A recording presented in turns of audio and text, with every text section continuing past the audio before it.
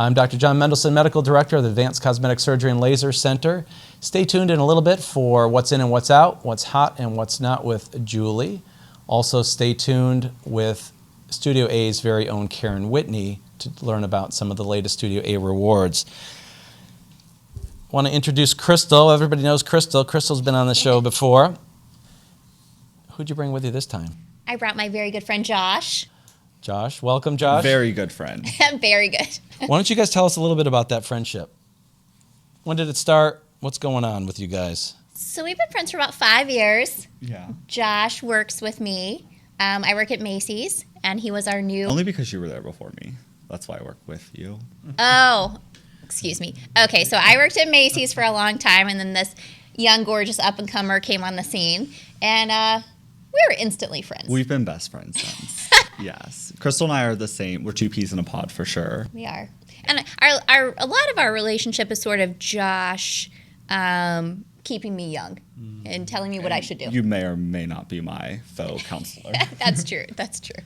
So does he have a problem sharing his views with you? No, not at all. No. There's no secrets here. So welcome. And, you know, I've gotten to know both of you over the past years here. Josh, we are having this show. This episode is really a discussion about injectables. So I want to get to that. But what I'd like to do first is I'd like to go back to some comments that you made. And let me just set this up for our listeners and our viewers. So Josh Crystal brought Josh in, and had you been treated with anything at the time? Were you learning about injectables, Botox? No, I had not been, but I've always been a really big skincare advocate, which is why I think Crystal put this little bird in my ear. So no, I hadn't really thought about it, but skincare and really self-preservation has always been really big for me. Okay, so interesting that you say that. I think that you put that perfectly well, which is an extension of skincare. Botox and fillers really have become an extension of skincare. So we use products, whatever they are, retin-A's, vitamin C's, alpha-hydroxy acids, there are treatments. But that's really important. So Crystal brought you to us, and at the event, we had a small group of people. I think Karen Whitney and myself were just going over we were just talking about Botox and fillers, informing people. And you took it upon yourself to lead your own discussion. And I'd like to I'd like to go ahead and just go ahead and play that for a minute. I tend to do that. Oh boy. And this is about Crystal and her eyelids. Okay, so I know that's not. We're going to talk about that first. We love them. So let's see what Josh had to say. I have worked with Crystal now for 4 years collectively, and I've seen her through her journey, and just what her concern was. I was one of those people who said, Crystal, don't do it, which is strange for Josh to say, because I'm always coming to Crystal with do this, do that. But for this one, I was saying, don't do it. It was a surgical procedure, and she did it anyway. And I'll have to be honest, there is difference in how people heal, but I was concerned with the scarring and how long it was taking, but today her eyes look amazing. Like really? All of her concerns about wearing just eye makeup. We work for Macy's. She can't even wear like an eyeshadow. She can't today, and it's poppy, and you can see it, and the scarring is totally healed, and that's just amazing. Yeah. And at the end of the day, it's just there was a period of time that she had to dedicate to getting there, but she's there now, and she's super happy with it. I mean, Crystal is a beautiful woman. She's a mother, some people think, don't have time for that. I'm a mom, this or that. But for Crystal, at the end of the day, it was important for her. I could tell. It wasn't something that she wore on her sleeve every day. You know what I mean? But to your point, if there's something and you look at yourself in the mirror and you say, what would make me happier with what I'm seeing? That was it for her. So she did it, and it was very easy, I'll say. Even just seeing her back in the office the next day in terms of like bruising, not really. Very, very slight. You can't wear makeup, obviously, because you just got your face cut. But in terms of bruising, it wasn't bad. And I think the biggest piece was just scarring, how you heal, back from being cut. And like I said, everyone's different there. But she healed very well. And they look great. She looks great. Did you know her mother? I did. Well, Vickie? I know. Yeah. Vickie is my favorite. Just to say, more so than Crystal. Vickie is amazing. Crystal would never have done this if Vickie did not even, get her on the train. So Vickie was the start to all this. But not as much her story directly around her procedure, but same thing. I think Crystal and Vickie, it was nice that they were able to do it together. So you had a few things to say. Just a few. So it seems to me that it's more of a brotherly sort of relationship. Absolutely. Little protective older brother, even though you're younger, if I understand. Yeah. Okay. So well, that's very nice. Everybody needs someone looking out for him. So, Josh, I'm just curious. So, what were the concerns? I mean, you expressed them there, but you were besides being protective in those things. Really, what was going on? Yeah, well, I said a lot there, and I think that one thing that really fueled it that I didn't say was kind of just the perception of other people as well. I really don't care what people think about me, but I am very self-aware of what they think. And sometimes I kind of weigh that, although I don't care, it's, hey, is there validity in the perspective or the kind of general consensus around some of these type procedures? And there is. So I didn't want Crystal to stray from kind of what she's known for, which I really said in that video, which is, family, being a mother, being a friend, a hard worker. But I think that the biggest thing was it was Crystal taking care of herself. And that's really back to me and my point, and that I don't really care what other people have to say is you need to do what makes you happy, and you need to really take time for yourself. So I would say that was my biggest concern, is that Crystal was really self-indulging. But it was really for the better, and it was something that was an insecurity for her. That was an easy fix. So were some of your concerns, besides the appearance of self-indulging, that she would look different in a negative way? Was there fear, or is it pain? I'm just curious, because there's probably something more than simply that. Yep. Because you both take care of yourselves, you both take care of your skin. So I assume that taking care of yourself and is something that's important to everybody, frankly.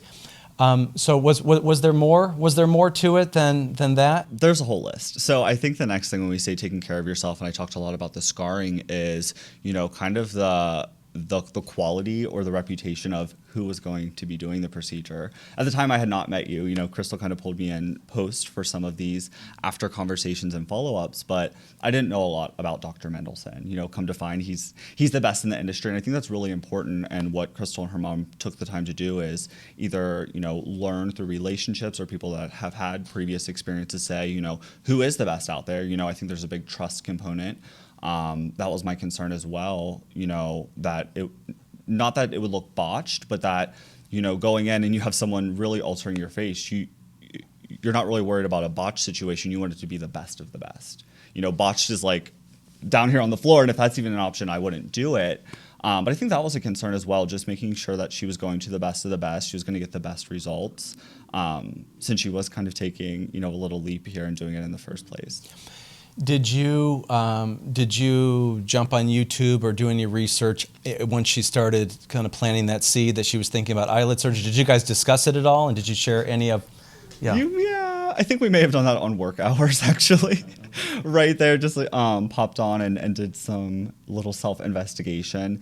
And I think that some of what Crystal was saying as well is that it didn't up front, when you hear kind of an eyelid surgery or eye lift surgery, it sounds pretty complex. And I think that when you go in and you kind of start doing your research, to your point, aside from who's going to be doing it, what the procedure looks like, it's kind of shockingly simple. At least from what we saw in the videos. I'm sure for whomever's doing it, it's very complex. But that goes back to my point around making sure you have someone that has a lot of experience, and they're really at the top of their industry, in this game. So I'm just curious, because I don't know these answers. At what point then, so Crystal tells you she's going for it regardless of your support, and I know you're supportive, but where were you sort of on that continuum? It sounds like once you started to explore more, first there's probably fear, and then you start to understand it, and like you say, it's a pretty straightforward, we don't like to use the word simple, but as surgery's considered, as long as you understand what you're doing, it's a pretty straightforward operation. How, the day she was having surgery, first of all, were you aware? I don't know about the exact day. I knew that the trigger had been pulled and it was happening. I think I maybe found out like 2 days before where she's like, I'm not going to be in on Wednesday or whatever day this happened. And we all kind of raised an eyebrow, like Crystal. So I did know going in. And like I said, she was right back in the office right after. And I think it was kind of the you go first. We'll do it and we'll see until I really kind of closed my judgment. And I think when she came back, she wasn't out for several days. She was right back. I really remember that part. So Crystal did kind of go stealthy with it. She had made her mind up. She had, pulsed her friends to say, hey, what do you think? She ultimately made the decision, and we were just waiting to see. Well, you raised some really just good points, and I recognize that you guys aren't a couple, a marital couple, but you guys have a very strong relationship. And when we have loved ones that we're concerned about, the whole thing is interesting. I mean, from the standpoint of, well, whether or not you were married or not, it doesn't matter. But Crystal did go a little bit stealth. She's my work wife. Well, okay. it's right. but as you explained, she went a little bit stealth because she recognizes that not all the support was there. So she kind of recognized she was ready to go. She was going to do it. That's fine. What we try to do on the front end, okay, is we try to involve significant others, loved ones, people who will be around and aware of what's going on. And Crystal, even your father, for example, he did his own research. Did I meet him before? I don't, looking back, I know I met him the day of the surgery. I can't recall. It was the day of the surgery. Okay, Yeah. right. So, of course, you were doing this with your mother, so that was Right. good enough for me. But sometimes you can have people, not intentionally, Josh, you may have said, Crystal, what the did you do? My God, you're never going to look the same, whatever. And someone who's not totally confident, in a post-operative, you don't know. Crystal's dad was telling her, inspecting her, I don't know about this, it might not be right. So it's really important that we try to involve people. And actually what we're doing today is helpful for whomever is viewing or listening because we invite anybody into the consultation at any stage. It doesn't have to be that day, it can be at any point. But had you been given more information early on, I bet you some of your fears, not that it's Crystal's responsibility, but some of your fears probably would have been allayed and reduced. So all the things you're talking about happen all of the time. And we try to avoid that because you can imagine, let's say she didn't have a great post-operative period, or she's like, that buyer's remorse sort of thing where she's thinking, oh my gosh, is my eyes going to be this swollen? What did I do? And then you make some comment, So we don't like to put patients in those situations. So I appreciate you sharing that, but clearly you had your opinion and you shared it. So I think that's great. What about just one more thing about the eyelids? What about Vickie and Crystal doing this together? I think that's really powerful. I think just having that support network, doing anything, having a buddy in the process to go through it with is large. I think it being her mom and just the relationship that they share is it's inevitable to pick up on when you're with them. But I think it's really big. I think, it's scary going through some of these things, definitely surgery. I think anyone would want to have a buddy, with a major medical surgery. So, something that's more, in your court that you're deciding on, it is to some degree cosmetic. I think that's really big, and it helps kind of fight the stigma. I think to your point that until you see someone go through it or experience it with someone, you don't fully understand. So Crystal didn't get what Vickie got done, but she still has experience with that procedure. That she may at some point be interested later in her life, and I think she'll be that much more prepared and aware of what it really entails. Oh, good. Well, thank you for sharing some of your thoughts with us on that. So I'd like to turn to a little bit about injectables in general. And, I mentioned fillers. I actually really want to talk about Botox a little bit here. Josh, we're going to put up on the screen a little bit of a treatment, actually, that you're getting ready. I think it was probably that day. Tell us, what are you looking at? What are you seeing? What are you hoping to achieve here? Yeah, clearly my forehead, because that's where I get Botox, and the lines I don't have today, but going back in pictures through my phone, I have thousands of pictures on my iPhone. Even like when I was in college, high school even, I always had these lines. Now, I think I was a little dehydrated this day. They're very profound, but I've always had these lines. And, it didn't bother me when I was younger because I was young. It really wasn't my concern. But now that I'm, a professional, I am in the workforce, there's certain things that, I really stand for in terms of makeup, cosmetics, skincare. It was a really kind of clear opportunity for me that I'm super happy with. I've always gotten compliments that I have nice skin.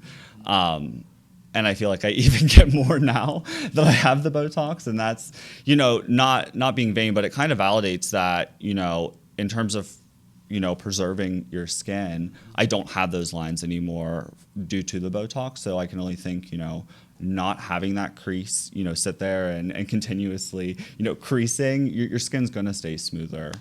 So I'm excited for that. Yeah, well, your skin looks great. It looked great before. It looks even better now. What about any thoughts about men versus women in this area? Yeah, I was, that goes back to the stigma totally, that there's just so many stigmas, whether it be due to your generation, your gender, etc., that I definitely think men, if they were to, partake in Botox, would probably hide it. Maybe they wouldn't want to have a buddy program or, talk it through with our friends or family beforehand. I think, I was just looking at a Facebook post the other day how men are self-indulging at salons and getting their nails done. So there definitely is a shift here. I think that, back to the generational divide, I see a lot of change in my generation, but even the generation under me is just so forthright, and they don't really stand for a lot of that stigma. So I can only imagine that, the trend of men getting Botox will only increase, and that stigma will quickly drop.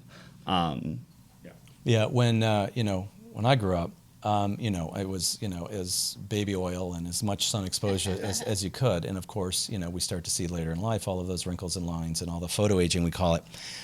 It's interesting your comment about men. You're right. I do believe.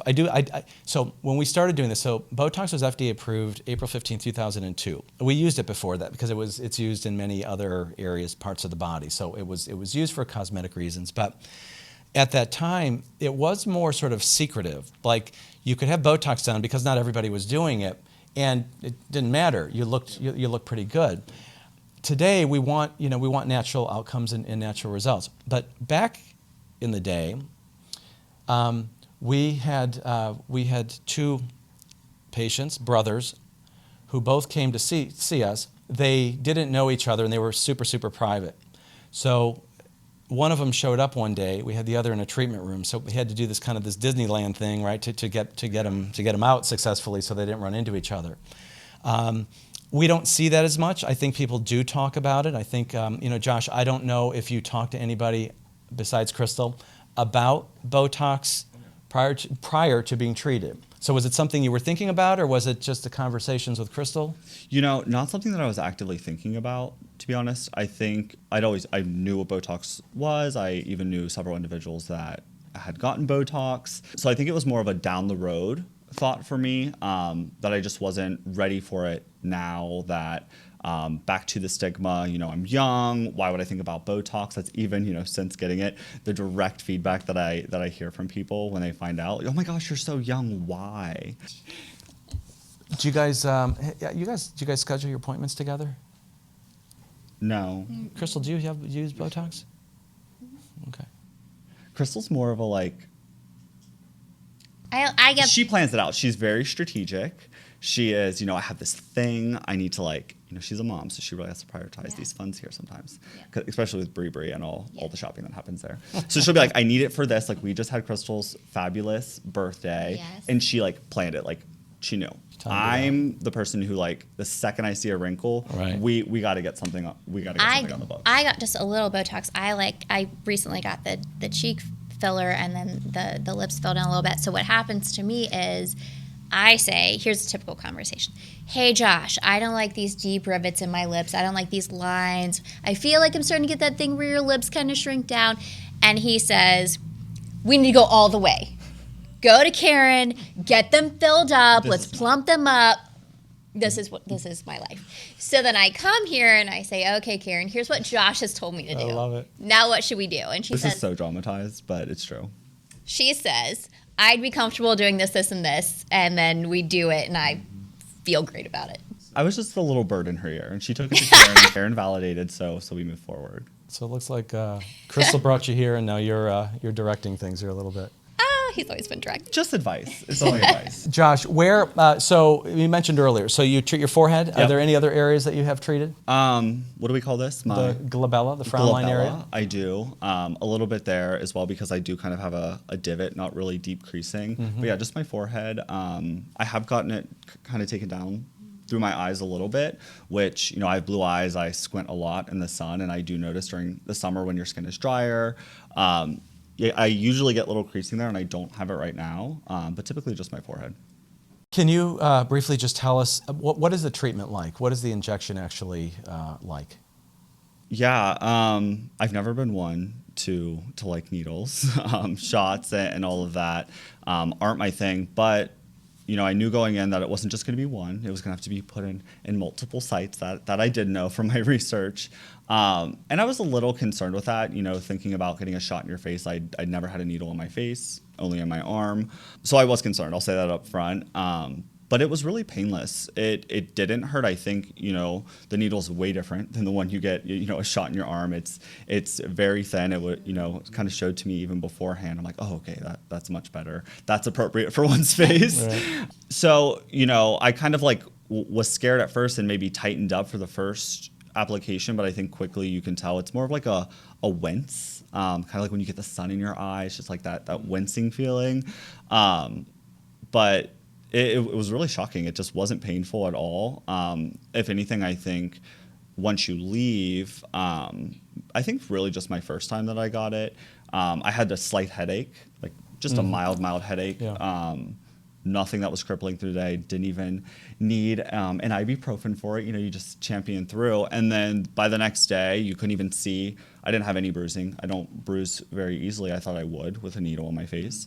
But no bruising. You could see little dots that were healed within another day. But it was really simple, honestly. I thought that it would be more complex, the process. Well, good. Yeah, it's we usually warn patients that it's a little bit addicting. As it goes away, like you said, you don't want anything moving. All of a sudden, you're back in for more. But. One thing that I was surprised about, the first time that I got it was like spring, early spring, and I have very bad allergies, and I usually get kind of like spring headaches or seasonal headaches when it's allergy season, when I'm sneezing a lot, and I didn't get any of that. So I know that Botox, to your point, is used for other treatments. That's not my angle going in, but I did notice I didn't get those headaches from staring at the screen all day. Right. Or it was just different. Yeah, you're right. As you may already know, Botox is approved for migraine and tension headaches. So what you're experiencing is probably directly the result of Botox. Well, thank you guys for being on, for coming back. Josh, maybe we'll have you back for some more discussions along the way here. Yeah, we appreciate it. We'd like to turn to Julie now for her segment, What's In and What's Out. Julie? Botox goes below the belt for men and how 500 women got more than they bargained for. All this and more in What's In and What's Out and What's Hot and What's Definitely Not in the world of plastic surgery. I'm your guide, Julie Whitney. Get ready as we tour the world and search the headlines to help you become a younger you. Botox was approved by the FDA for cosmetic use in April 2002. Yep, 15 years of magically erasing those frown and forehead lines and crow's feet. I became a Botox addict around 2007 at the ripe young age of 47. But in addition to diminishing the appearance of fine lines and wrinkles, the uses for Botox have continued to evolve, and it's now used for both the prevention of migraines as well as underarm sweat reduction. And just when you think you've heard it all, 2 new uses for Botox have recently made the headlines. The first one, Blowtox, involves the injection of Botox directly into the scalp to block sweat glands and make a salon blowout last longer. We all know that working out and sweating can cause a fresh, bouncy blow dry to go flat, and also cause the freshly coiffed hairs to run wild. So many women are having Botox injected directly into their scalp, causing the sweating to be dramatically reduced or eliminated and the hairstyle to remain fresh and styled. The next Botox craze, are you ready for that, is Scrotox. Can you guess what this is? Yep, it's men having Botox injected directly into their testicles. This gives the scrotum a more improved aesthetic appearance by reducing wrinkles and making the scrotum appear larger due to the relaxation of the muscles. It also dramatically reduces sweating in the area, so no more sweaty balls. As with regular Botox, results are seen within 2 to 7 days, and there may be a bit of swelling, which some men or their partners may actually like. And speaking of swelling, according to The Sun, a beautician from hell recently left 500 women in Russia with deformed faces, with horrifyingly botched lip jobs. The beautician apparently imported a dangerous gel from the Ukraine by the bucket load, leaving women with swollen and sloping lips. And those who weren't permanently deformed required numerous surgeries to repair. What was this mysterious substance? It was liquid silicone and a hazardous bipolymer gel that is banned in Russia and most other countries. The same substance that is used to seal holes in walls was injected into these poor women's lips. Be sure that you go to a licensed, accredited medical practitioner or board-certified plastic surgeon when having any sort of fillers injected. The ingredient that you are looking for is hyaluronic acid, a substance naturally found in our own bodies whose main function is to keep our tissues lubricated and moist. As we age, the amount of hyaluronic acid in our bodies decreases, which leads to visible signs of aging, such as wrinkles, under-eye hollows, and overall volume loss. Fillers may be used effectively in the fine lines and wrinkles and facial folds, such as the nasolabial folds, or the laugh lines, or also the smoker's lines, to provide extra volume or plumpness to the lips, and also to fill in the tear troughs or the dark circles under the eyes. The results are seen immediately and last about 18 months. And the good news is that fillers are reversible, meaning that if you feel you have too much in a particular area, they can easily be dissolved, unlike silicone. An experienced injector won't overfill you, but will try to be conservative so that you can come in for a touch-up or additional volume as needed. That's it for today's news in plastic surgery. You can see more of my plastic surgery journey and also follow your beauty by going to 351face.com. Why not sign up for a younger you today?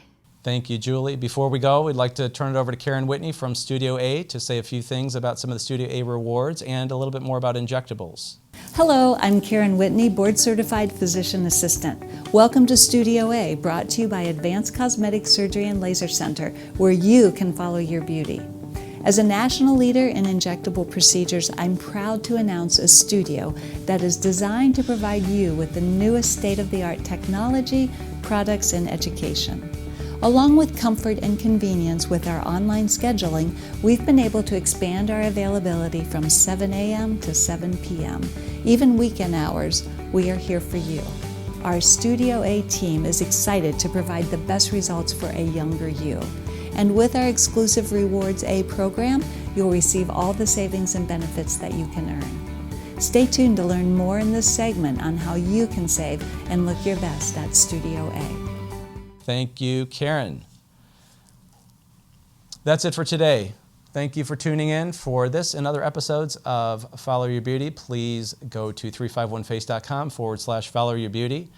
Feel free to sign up and log in for a complimentary consultation. We're happy to assist you any way we can. Thank you guys very much for coming back. Appreciate it. We hope you tune in next time for another episode of Follow Your Beauty live from Studio A at Advanced Cosmetic Surgery and Laser Center.